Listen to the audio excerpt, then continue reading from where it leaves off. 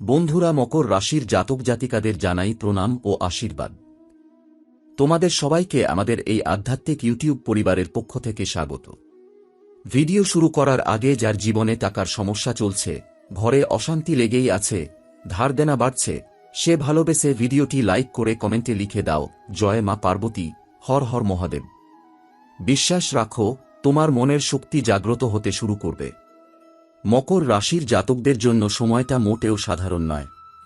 11 ফেব্রুয়ারি থেকে শুরু করে 16 ফেব্রুয়ারি পর্যন্ত এমন এক শক্তিশালী গ্রহযোগ তৈরি হচ্ছে, যা বহুদিন পর আবার জীবনের গভীরে লুকিয়ে থাকা পুরনো বিষয়গুলোকে সামনে এনে দাঁড় করাবে। বিশেষ করে জমি, জায়গা, সম্পত্তি এবং পারিবারিক অধিকারের সঙ্গে জড়িত বিষয়গুলো হঠাৎ করেই আলোচনার কেন্দ্রবিন্দু হয়ে উঠতে পারে।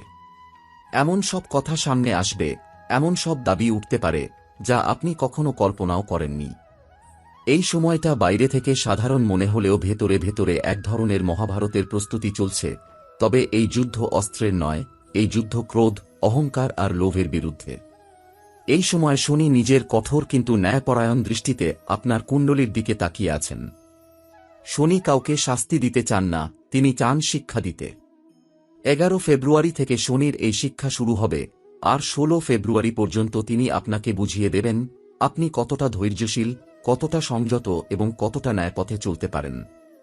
একই সঙ্গে রাহু ও কেতুর প্রভাব মানসিক অস্থিরতা বাড়াতে পারে। হঠাৎ রাগ, হঠাৎ সন্দেহ, হঠাৎ মনে হতে পারে সবাই আপনার বিরুদ্ধে। কিন্তু এটাই সবচেয়ে বড় পরীক্ষা। এই সময় যদি আপনি ক্রোধকে নিয়ন্ত্রণ করতে না পারেন, তাহলে ছোট একটা কথা বড় বিবাদের রূপ নিতে পারে। জমি বা সম্পত্তি এমন একটা বিষয়, যা মানুষকে মুহূর্তের মধ্যে আপন থেকে পর বানিয়ে দেয়। ভাই ভাইয়ের বিরুদ্ধে দাঁড়িয়ে যায়, রক্তের সম্পর্ক কাগজের লাইনে আটকে যায়। এই ছবিটা আমরা আজকের সমাজে যেমন দেখি, ঠিক তেমনই দেখেছিলাম মহাভারতের সময়েও। হস্তিনাপুরের সিংহাসন, ইন্দ্রপ্রস্থের ভূমি, 5টি গ্রাম, এই সামান্য জমির লোভই এক বিশাল সভ্যতাকে ধ্বংসের পথে নিয়ে গিয়েছিল। পাণ্ডবরা চেয়েছিল শান্তি, চেয়েছিল ন্যায্য ভাগ, কিন্তু দোধনের অহংকার আর লোভ সেই দরজাটা বন্ধ করে দিয়েছিল। ফলাফল কি হয়েছিল তা গোটা পৃথিবী জানে। মা পার্বতীর কথা এখানে খুব গুরুত্বপূর্ণ। তিনি শক্তির প্রতীক, আবার অসীম ধৈর্যেরও প্রতীক। তিনি কখনো অধিকার ছিনিয়ে নিতে যুদ্ধ করেননি, তিনি তপস্যা করেছেন, অপেক্ষা করেছেন, নিজের চরিত্রের শক্তিতে সব অর্জন করেছেন। মা পার্বতী আমাদের শেখান যে যা আপনার ভাগ্যে আছে, তা জোর করে নয়, বরং সংযম আর ধর্মের পথেই আসে। 11 থেকে 16 ফেব্রুয়ারির মধ্যে যদি আপনার জীবনে জমি বা সম্পত্তি নিয়ে কোনো আলোচনা, তর্ক বা সিদ্ধান্তের সময় আসে, তাহলে একবার হলেও মা পার্বতীর কথা মনে রাখবেন। ক্রোধে নেওয়া সিদ্ধান্ত আপনাকে দুর্যোধনের পথে নিয়ে যেতে পারে, আর সংযমে নেওয়া সিদ্ধান্ত আপনাকে পাণ্ডবদের মতো শেষ পর্যন্ত ন্যায়ের বিজয় এনে দিতে পারে। এই কয়েকদিন আপনার মনে হতে পারে আপনি অবিচারের শিকার, আপনার সঙ্গে ঠিক হচ্ছে না। কিন্তু মনে রাখবেন, শনি কখনো অন্যায় করেন না। তিনি শুধু সময় নেন। তিনি দেখেন আপনি কতটা সহ্য করতে পারেন, কতটা সঠিক থাকতে পারেন। জমি চলে গেলে আবার আসতে পারে, টাকা গেলে আবার উপার্জন করা যায়, কিন্তু সম্পর্ক ভেঙে গেলে, বিশ্বাস নষ্ট হয়ে গেলে তা আর আগের মতো ফিরে আসে না। এটাই মহাভারতের সবচেয়ে বড় শিক্ষা, আর এটাই মা পার্বতীর নীরব আশীর্বাদ। 16 ফেব্রুয়ারি পর্যন্ত এই সময়টা আসলে আপনাকে রক্ষা করার জন্যই এসেছে। এই সময়টা সতর্কবার্তা, অভিশাপ নয়। যদি দরজা বন্ধ হয়ে যেত, তাহলে সত্যিই মহাযুদ্ধ অনিবার্য হতো। কিন্তু এখনও দরজা খোলা আছে। এখনও কথা বলার সুযোগ আছে, বোঝাপড়ার সুযোগ আছে, শান্ত থাকার সুযোগ আছে।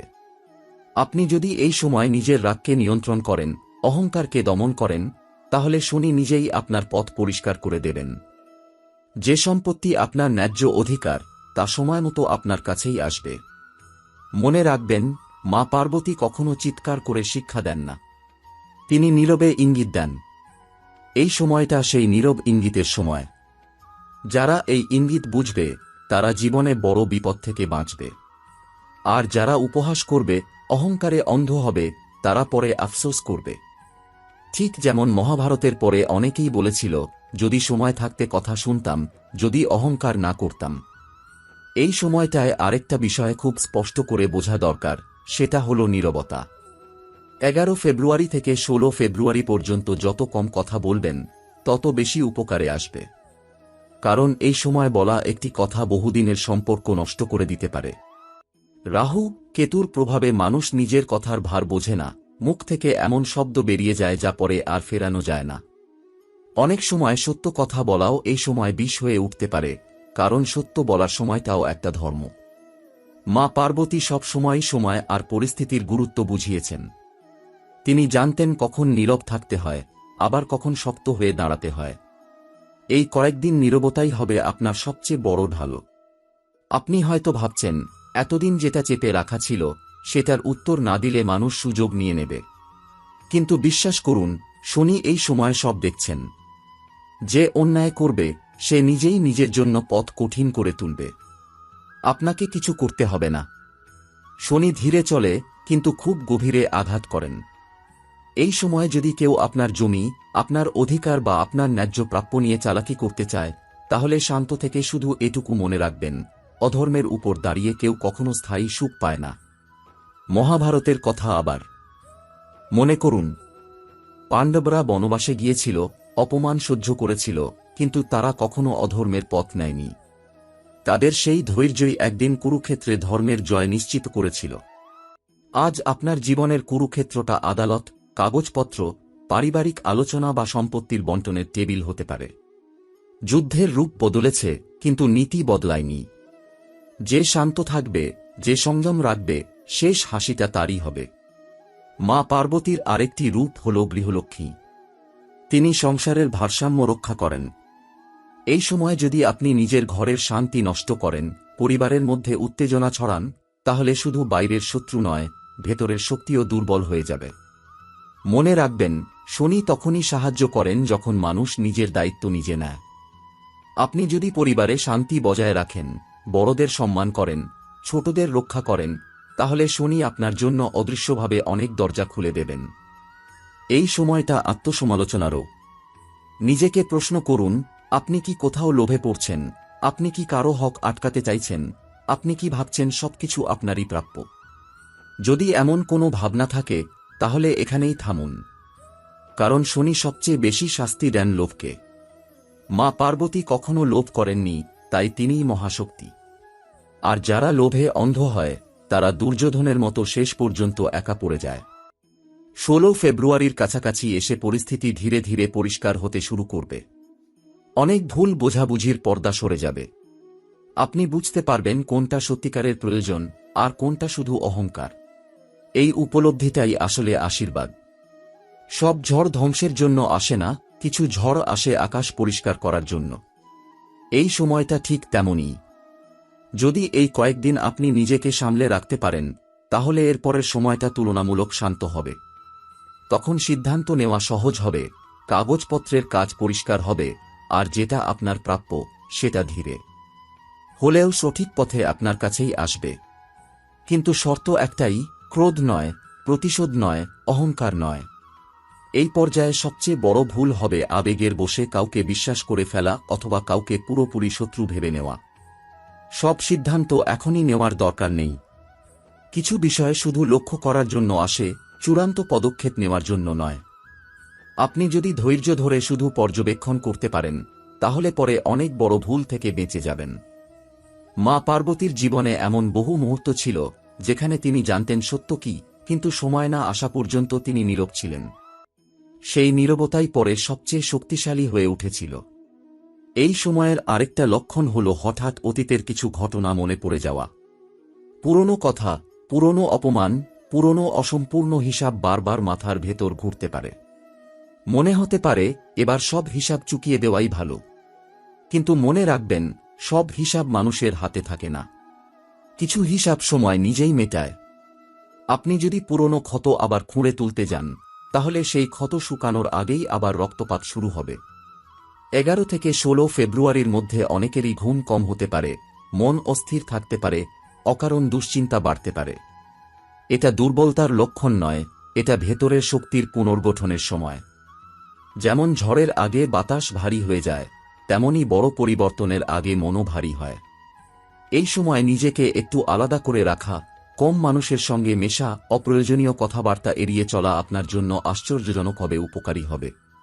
এই সময় যদি কোনো কাগজে সই করার প্রসঙ্গ আসে, বিশেষ করে জমি, সম্পত্তি বা আর্থিক লেনদেন সংক্রান্ত, তাহলে তাড়াহুড়ো করবেন না। চাপ দিয়ে সিদ্ধান্ত নেওয়ানো হলে সেটাকে সতর্ক সংকেত হিসেবে ধরুন।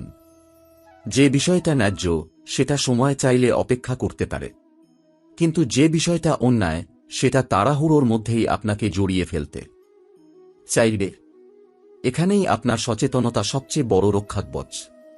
ধীরে ধীরে এই সময় আপনাকে শেখাবে কিভাবে ছাড়তে হয়।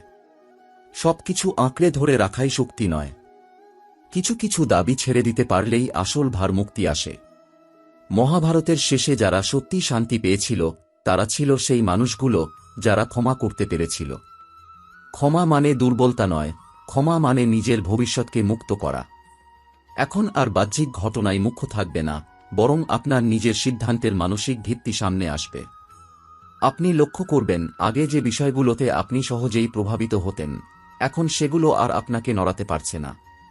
এটা কোনো কঠোরতা নয়, এটা ভেতরের পরিপক্কতা। এই সময় আপনাকে শেখাবে কিভাবে নিজের সীমা টানতে হয়, কোথায় থামতে হয়, আর কোথায় কেবল নীরব উপস্থিতি দিয়েই পরিস্থিতিকে বদলে দেওয়া যায়। এই কয়েকদিনে অনেকেই বুঝতে শুরু করবে যে সব লড়াই জেতার দরকার নেই, কিছু লড়াই না লড়লেই জয় আসে। আপনি হয়তো দেখবেন কোনো আলোচনা নিজে থেকেই থেমে যাচ্ছে, কোনো চাপ আপনাতেই হালকা হয়ে যাচ্ছে, কোনো মানুষ দূরে সরে যাচ্ছে যার উপস্থিতি আসলে আপনার জন্য বোঝা ছিল। এগুলো ক্ষতি নয়, এগুলো পরিষ্কার হওয়া। জীবনে জায়গা খালি না হলে নতুন কিছু আসে না, আর এই সময়টা ঠিক সেই জায়গা খালি করার কাজটাই করছে। আপনার ভেতরে দায়িত্ববোধ আরও গভীর হবে। শুধু নিজের অধিকার নয়, অন্যের সীমাও বোঝার ক্ষমতা তৈরি হবে। আপনি বুঝতে পারবেন সবকিছু পাওয়া মানেই সবকিছু প্রয়োজনীয় নয়। এই উপলব্ধি খুব নিঃশব্দে আসে, কিন্তু একবার এলে মানুষকে বদলে দেয়। তখন আর প্রমাণ করার তাগিদ থাকে না, জোর করে ঠিক প্রমাণিত হওয়ার আকাঙ্ক্ষাও থাকে না। শান্তভাবে নিজের অবস্থানে দাঁড়িয়ে থাকার মধ্যেই আত্মবিশ্বাস জন্ম নেয়। এই সময়ের আরেকটা দিক হল ধৈর্যের ফল চোখে পড়া শুরু করা। আগে যে সহনশীলতাকে দুর্বলতা মনে হতো, সেটাই এখন শক্তি হিসেবে ধরা দেবে। মানুষ আপনার আচরণে এক ধরনের স্থিরতা দেখতে পাবে, আর সেই স্থিরতাই অকারণে হওয়া সংঘর্ষকে দূরে রাখবে। আপনি হয়তো লক্ষ্য করবেন যেসব কথা বলা দরকার ছিল না সেগুলো আর বলা হচ্ছে না, আর যেসব কথা সত্যিই জরুরি সেগুলো স্বাভাবিকভাবেই গুরুত্ব পাচ্ছে। এখান থেকে এগিয়ে যাওয়ার পথে আপনাকে আর কাউকে অনুসরণ করতে হবে না। নিজের অভিজ্ঞতাই হবে সবচেয়ে বড় পথপ্রদর্শক। আপনি বুঝে যাবেন কোন দরজায় কড়া নাড়াতে হবে আর কোন দরজার সামনে থেমে যাওয়া শ্রেয়। এই বোধ জন্মালে আর কাউকে দোষ দেওয়ার প্রয়োজন পড়ে না, কারণ তখন মানুষ জানে প্রতিটি অভিজ্ঞতা কিছু না কিছু শিখিয়ে যাওয়ার জন্যই আসে। এই সময়টায় ভাগ্য হঠাৎ করে নাটকীয়ভাবে বদলে যাবে না, কিন্তু ভিতরে ভিতরে এমনভাবে গুছিয়ে দেবে যে ভবিষ্যতের বড় ঝাঁকুনিগুলো আপনাকে আর ভাঙতে পারবে না। আপনি লক্ষ্য করবেন আগের মতো তাড়াহুড়ো নেই, সিদ্ধান্ত নেওয়ার আগে একটা স্বাভাবিক থামা চলে এসেছে। এই থামাটাই আসলে পরিণত বুদ্ধির লক্ষণ। যে মানুষ থামতে জানে সে ভুল কম করে। এখন আপনার জীবনে কিছু নতুন দায়িত্ব আসতে পারে, যেগুলো প্রথমে ভারী মনে হবে, কিন্তু পরে বুঝবেন এগুলো আপনাকে আরও স্থিতিশীল করার জন্যই এসেছে। এই দায়িত্ব হতে পারে পরিবারের, হতে পারে নিজের ভবিষ্যৎ পরিকল্পনার, আবার হতে পারে এমন কোনো সিদ্ধান্তের যা এতদিন এড়িয়ে যাচ্ছিলেন। এখন আর এড়িয়ে যাওয়ার প্রবণতা থাকবে না। আপনি মুখোমুখি দাঁড়াতে শিখবেন, কিন্তু আগ্রাসন দিয়ে নয়, স্থিরতা দিয়ে। এই সময়ের আরেকটা গুরুত্বপূর্ণ দিক হল আত্মসম্মান। আপনি আর এমন কিছু মেনে নিতে চাইবেন না যেটা আপনার ভিতরের মূল্যবোধের বিরুদ্ধে যায়। আগে যেগুলোকে আপনি পরিস্থিতির দোহাই দিয়ে মেনে নিয়েছিলেন, এখন সেগুলো আর গ্রহণযোগ্য মনে হবে না। কিন্তু এই পরিবর্তন বিদ্রোহী হবে না, হবে শান্ত। আপনি ধীরে ধীরে নিজের সীমারেখা টানবেন, কাউকে আঘাত না দিয়েই, নিজেকে ছোট না করেই। আপনার চারপাশে যারা সত্যিই আপনাকে সম্মান করে, তারা এই পরিবর্তনটা বুঝবে এবং আপনাকে আগের চেয়ে বেশি গুরুত্ব দেবে। আর যারা শুধু সুবিধার জন্য কাছাকাছি ছিল, তারা নিজেরাই দূরে সরে যাবে। এই বিচ্ছেদে কোনো কষ্ট থাকবে না, কারণ আপনি বুঝবেন সব সম্পর্ক ধরে রাখার জন্য নয়, কিছু সম্পর্ক ছেড়ে দেওয়ার জন্যই আসে। এই সময়টায় আপনার মনে আধ্যাত্মিকতার প্রতি একটা স্বাভাবিক আকর্ষণ তৈরি হতে পারে। সেটা দেখানোর জন্য নয়, কারো সামনে প্রমাণ করার জন্য নয়, একান্ত নিজের জন্য। একা বসে থাকা, নীরবে ভাবা, অল্প কথায় দিন কাটানো, এই সব কিছু আপনাকে ভেতর থেকে শক্ত করবে। আপনি হয়তো বুঝতে পারবেন, এতদিন যে শান্তি বাইরে খুঁজছিলেন, সেটা আসলে নিজের ভেতরেই অপেক্ষা করছিল। এই সময়ের পেছনে যে জ্যোতিষীয় প্রবাহ কাজ করছে, তা কেবল মানসিক পরিবর্তনের নয়, বরং ভাগ্যের সূক্ষ্ম স্তরে চলতে থাকা এক গভীর পুনর্গঠনের ইঙ্গিত দেয়। শনি এই সময় নিজের অবস্থান থেকে ধীরে ধীরে এমন এক দৃষ্টি বিস্তার করছেন, যা মানুষকে বাইরের ঘটনাকে নয়, ভেতরের কাঠামোকে মজবুত করতে বাধ্য করে। শনি এখানে কর্মফলের বিচারক হিসেবে নয়, বরং আত্মশুদ্ধির শিক্ষক হিসেবে কাজ করছেন। তাঁর প্রভাবে হঠাৎ করেই পুরনো অসমাপ্ত বিষয় সামনে আসে, বিশেষ করে যেগুলো দীর্ঘদিন এড়িয়ে যাওয়া হয়েছিল। এগুলো সমস্যা তৈরি করার জন্য নয়, বরং চূড়ান্ত সমাধানের পথে নিয়ে যাওয়ার জন্যই উঠে আসে। একই সঙ্গে রাহুর গোচর এমন এক মানসিক চাপ তৈরি করে, যেখানে মানুষ ভবিষ্যৎ নিয়ে অকারণ ভয় করতে শুরু করে। কি হবে, কি হারাতে পারি, কেউ ঠকিয়ে দেবে না তো, এই ধরনের ভাবনা মাথার ভেতর ঘুরতে থাকে। কিন্তু এখানেই কেতুর প্রভাব আলাদাভাবে কাজ করে। কেতু ভিতরের দিকে টান দেয়, সে বলে সবকিছু আঁকড়ে ধরে রাখার দরকার নেই। এই দুই শক্তির টানাপোড়েনে মানুষ হয় ভেঙে পড়ে, নয়তো পরিণত হয়।